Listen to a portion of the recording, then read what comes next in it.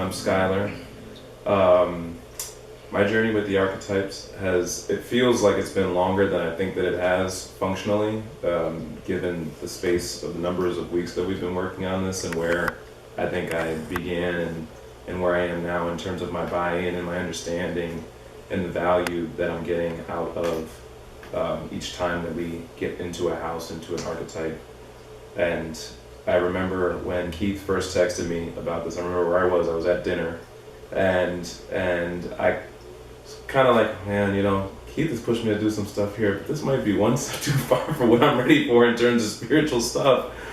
Just getting used to the fact that I have a crystal here that I meditate with, and now we're talking about my worldly spiritual records. But I had trust in him in the process that we had been doing, so I said, let's do it. And the first time that we went into an archetype, I think I got stuck up on the worldly illustration of that archetype and the judgments that I had already assigned to that in my own life, just from my understanding of how that played out in life. And the biggest journey, and I think the most effective change in my understanding of the archetypes, which allowed me to start getting more value out of them, was to let go of the judgment and let go of the ego that can be assigned to these, whether you're thinking about how they've been portrayed in movies or in life, or how they maybe have been portrayed in your own life, different labels. And just really thinking deeply about, okay, what is this archetype telling me about me and the outcomes maybe in my life, whether they be desirable or undesirable. And as I started to do that, it really became a powerful tool for me of every week coming in and getting a little bit more information and another piece to the puzzle that is me, and understanding why certain things in my past have happened, or why certain decisions have been made, or certain outcomes have been occurring for me, and then giving me a little bit more information through that surrender to that process of how to tweak and change certain things to get different outcomes. It has helped to illustrate for me the great power that comes from surrender, especially as somebody who was, I think I'm getting better at it, very attached to the idea of controlling and shaping things actively.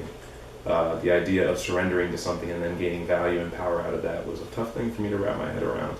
But the archetype process has been fundamental to me understanding that and really getting a sense of power that I don't think that I'd felt before. It's much more fulfilling and gratifying, the power of understanding yourself. It's almost like you need to be able to step outside of yourself a little bit, which is not something that we're conditioned to want to do or even have the tools to do. And I think that if we had started this on my first session, I don't think I would have been as effective at getting outside of myself and seeing the larger system that this process was existing in, and then my place in that larger system. And so getting into it, I would say the best thing that you can do is to go in without fear and without judgment, and judgment of the process, one of like projecting out our preconceived notions of like spirituality, and then when something is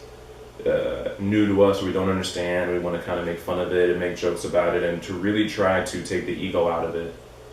and surrender to that process in the moment of, I'm just taking in information and I'm looking at myself and